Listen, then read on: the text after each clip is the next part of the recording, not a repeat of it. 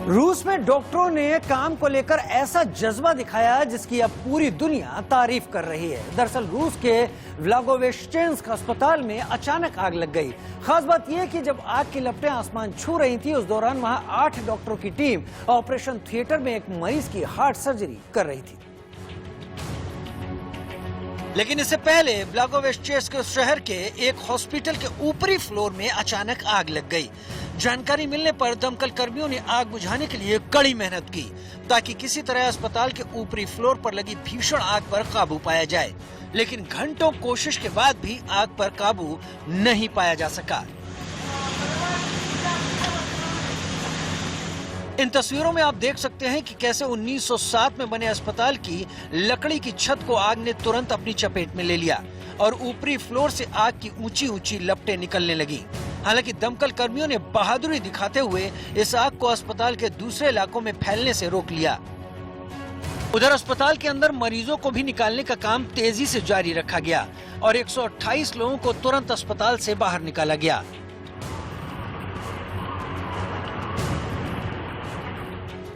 खास बात यह कि जब आग अपने चरम पर थी, उस दौरान डॉक्टरों की एक टीम एक मरीज की ओपन हार्ट सर्जरी कर रही थी, लेकिन भीषण आग के बावजूद डॉक्टरों ने सुरक्षित भागने की जगह उस मरीज का ऑपरेशन पूरा किया, क्योंकि अगर मरीज को उस समय छोड़ दिया जाता या उसे कहीं और शिफ्ट करने की कोशिश की जाती तो उसकी मौत हो सकती थी। शायद इसीलिए डॉक्टरों को धरती पर भगवान के रूप में जाना जाता है। मॉस्को रूस में डॉक्टरों ने काम को लेकर ऐसा जज्बा दिखाया है जिसकी पूरी दुनिया अब तारीफ कर रही है। Bureau report, India news.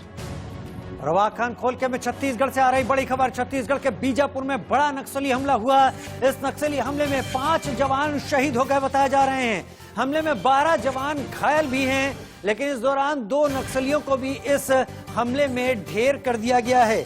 Bijapur Chhattisgarh से एक खबर आ रही है जहां पर नक्सली हमला हुआ और अगर देखा जाए तो पिछले 10 दिन में दूसरा नक्सली हमला है।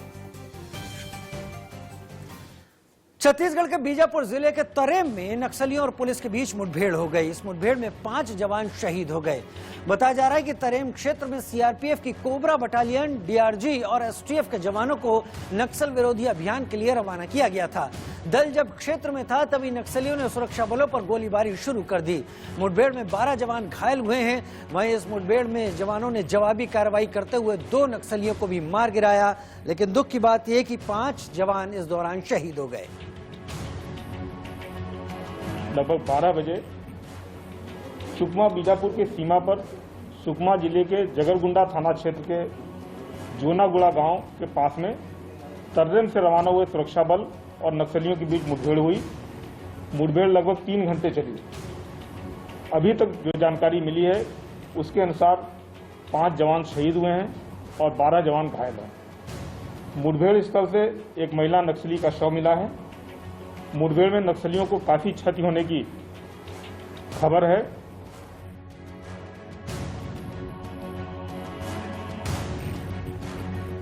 और असम के तमालपुर में प्रधानमंत्री नरेंद्र मोदी की रैली के दौरान एक बीजेपी कार्यकर्ता की तबीयत अचानक बिगड़ गई। लिहाजा प्रधानमंत्री ने दरियादिली दिखाते हुए मंच से मेडिकल टीम को फौरन कार्यकर्ता की मदद का निर्देश दिया। सबका विकास, सबका विश्वास, ये सेक्युलरिज्म, कम्युनलिज्म के जो ये खेल चले हैं ना, इसी खेल ने देश का बहुत नुकसान किया है।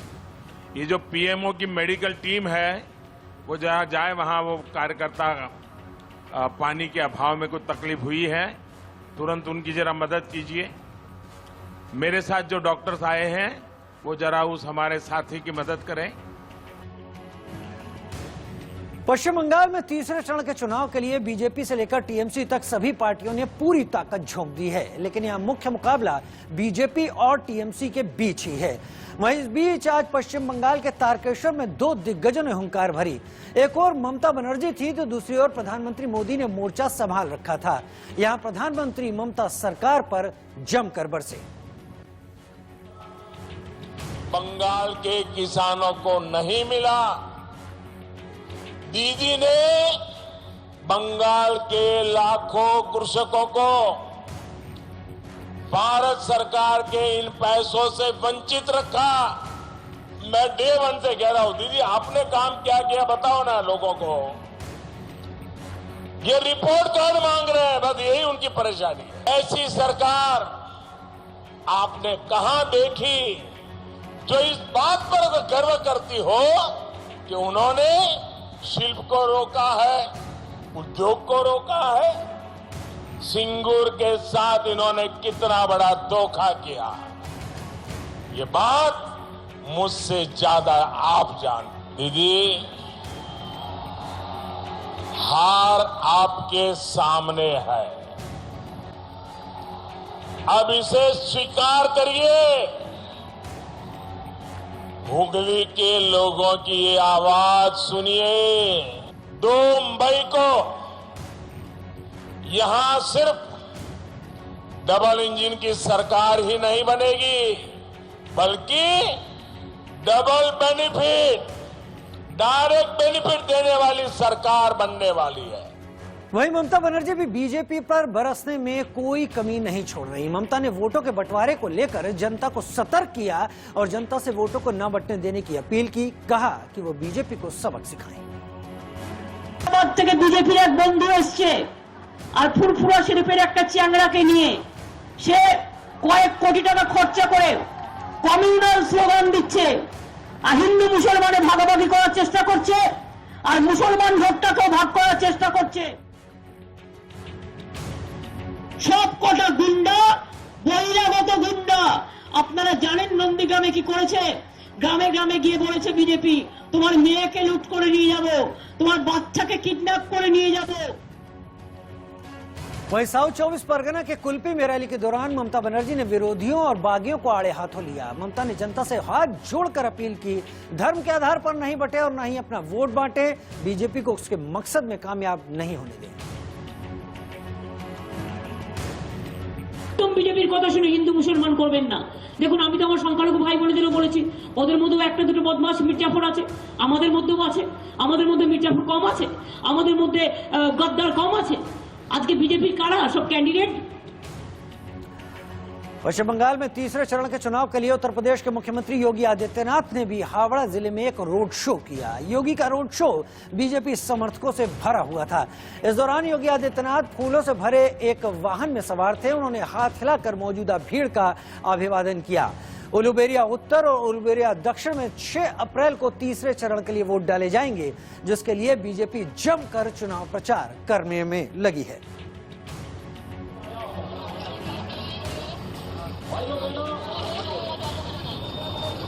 बंगाल की धरती देश के सांस्कृतिक राष्ट्रवाद की धरती रही है, लेकिन बंगाल को टीएमसी के गुंडों ने गुंडागिरी और अराजकता की धरती बना दिया है।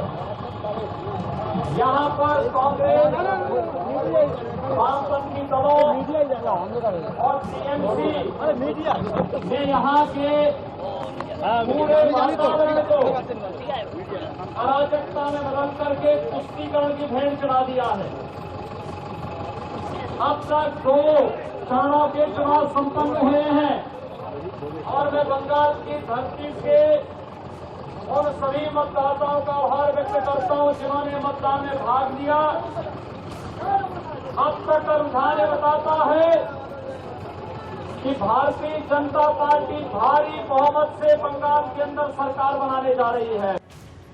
केंद्रीय गृह मंत्री अमित शाह आज तमिलनाडु के दौरे के बाद केरल में राहुल गांधी के संसदीय क्षेत्र वायनाड पहुंचे। रैली में अमित शाह ने राहुल को राजनीतिक पर्यटक करार दिया और कहा कि अमेठी की तरह वो वायनाड के विकास में भी नाकाम रहेंगे। गृह मंत्री ने कांग्रेस और कम्युनिस्ट पार्टियों को कंफ्यूज पार्टी बताया। राहुल बाबा 15 साल अमेठी के सांसद रहे।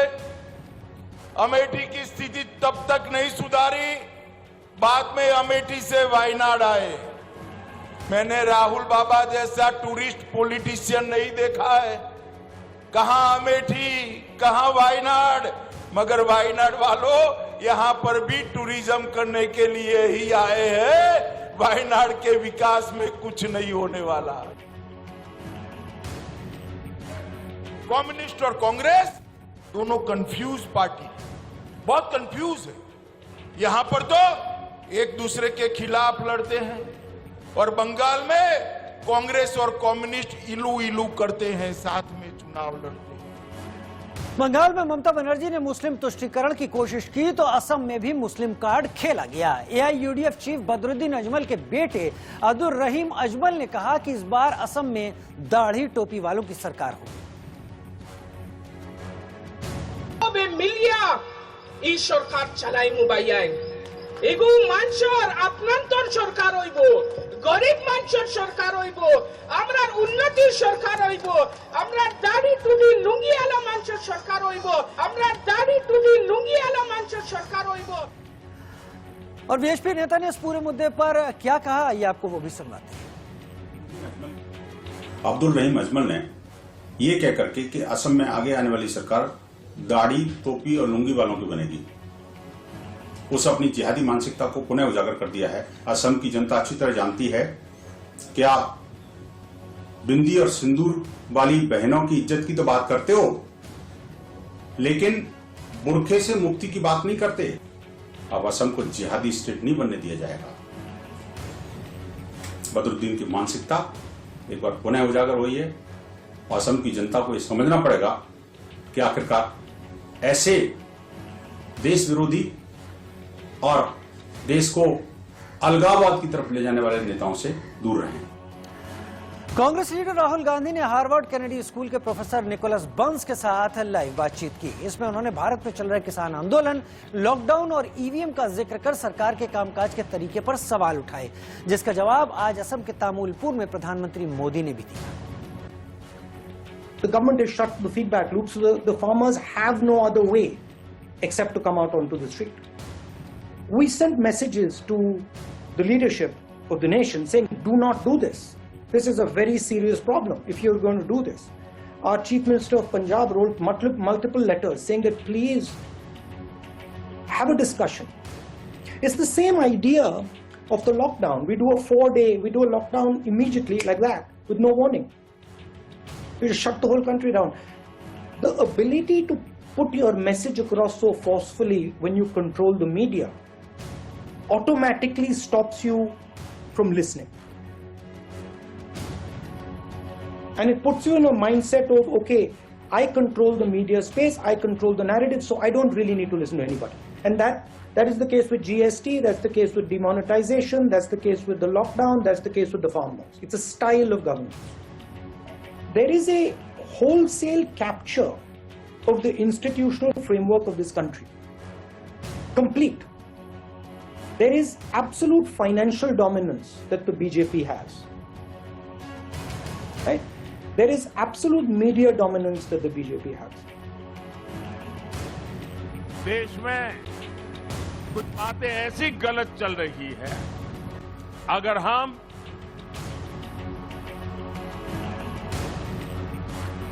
समाज में भेदभाव करके, समाज के टुकड़े करके अपनी वोट बैंक के लिए एक टुकड़े के लिए कुछ फेंक दें, कुछ दे दें, तो दुर्भाग्य देखिए उसको देश में सेक्युलरिज्म कहा जाता है। लेकिन अगर सबके लिए काम करे, जो भी इसके हकदार है, कोई भेदभाव बिना, कोई टिकड़े किए बिना अगर सबको देते हैं तो फिर कहते हैं ये कम्युनल है। भाइयों बहनों, हमारा तो मंत्र है सबका साथ, सबका विकास, सबका विश्वास।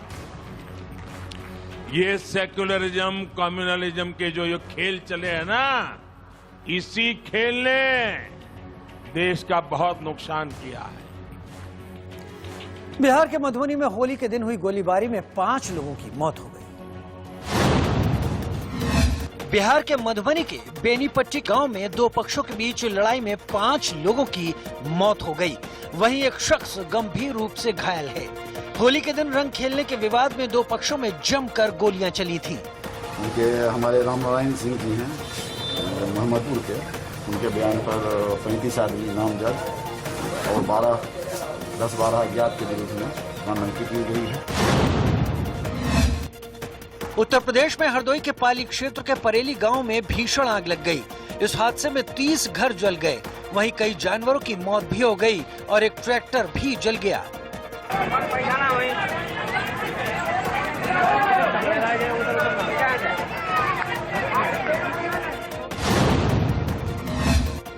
उत्तर प्रदेश में लखनऊ के खाला बाजार थाना क्षेत्र में एक घर में भीषण आग लग गई।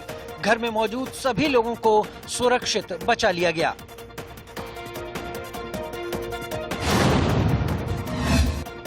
दिल्ली में येलो पार्क पर ग्रीन पार्क कुतुब मीनार के पास मेट्रो लाइन में खराबी आ गई। इस वजह से मेट्रो करीब 3 घंटे तक अटकी रही, जिससे लोग परेशान रहे। अमेरिकी संसद के बाहर कार सवार ने 2 पुलिस वालों को कुचल दिया, जिसमें एक की मौत हो गई। वहीं पुलिस की ओर से की गई गोलीबारी में एक संदिग्ध भी ढेर हो गया। राष्ट्रपति जो बाइडेन ने हमले पर दुख जताया है। एंटीलिया मामले में गिरफ्तार मुंबई पुलिस के सस्पेंडेड एपीआई सचिन वाजे की कस्टडी 7 अप्रैल तक बढ़ा दी गई है। स्पेशल कोर्ट ने एनआईए को निर्देश दिए हैं कि वाजे को हर तरह की मेडिकल सुविधा उपलब्ध कराई जाए। इससे पहले वाजे के वकील ने एक एप्लीकेशन लिखी थी और कहा था कि वाजे को सीने में दर्द के साथ साथ हार्ट में 90% के 2 ब्लॉकेज हैं। ऐसी हालत में उन्हें कार्डियोलॉजिस्ट से मिलवाया जाए ताकि उनका मेडिकल ट्रीटमेंट शुरू हो सके। उधर सचिन वाजे की एनआईए कस्टडी बढ़ा दी गई। अब 7 अप्रैल तक एनआईए की कस्टडी में सचिन वाजे को भेज दिया गया है। लेकिन सुनवाई के दौरान एनआईए ने वाजे की डायरी से कई अहम सबूत मिलने का दावा भी किया। एनआईए ने कहा कि डायरी में कई लोगों के नाम, वसूली का जिक्र है, लिहाजा इस मामले में जांच जरूरी है। सचिन वाजे का एक ज्वाइंट अकाउंट भी मिला है और अकाउंट में 8 मार्च तक 25 लाख रुपए जमा थे। इतना ही नहीं, वाजे के कई बैंक अकाउंट भी मिले हैं। वाजे के घर से अज्ञात आदमी का एक पासपोर्ट मिला और इतना ही नहीं, 20 मार्च को वाजे का लॉकर खोला गया तो कई दस्तावेज मिले और सीसीटीवी से 120 टीबी डाटा मिला, जिसमें वाजे के कई मूवमेंट हैं। 21 मार्च को शिंदे के घर से कई दस्तावेज भी एनआईए के हाथ लगे। मीठी नदी से लैपटॉप, सीपीयू और हार्ड डिस्क बरामद हुई। अब तक 50 गवाहों के इस मामले में बयान दर्ज किए जा चुके हैं। वहीं वाजे के वकील ने दावा किया कि सारे सबूत गढ़े गए हैं। नदी में कोई भी सीपीयू, लैपटॉप फेंक सकता है। पासपोर्ट किसी और के नाम का है। साथ ही ज्वाइंट अकाउंट में वाजे का नाम नहीं है। वाजे के वकील ने दलील दी कि यूएपीए लगाने का कोई आधार नहीं है। सचिन वाजे के भाई का इस सब पर क्या कहना है, आइए आपको सुनवाते हैं। संडे को स्ट्रोक आया था। उनका नाम सामने आ रहा है, उनसे बराबर संडे को स्ट्रोक आया था। क्या सेहत के बारे में कुछ अपडेट नहीं? हमारा एनआईए और जुडिशियल प्रोसीजर पे पूरा भरोसा है। धन्यवाद। और आकान खोल के वक्त छोड़े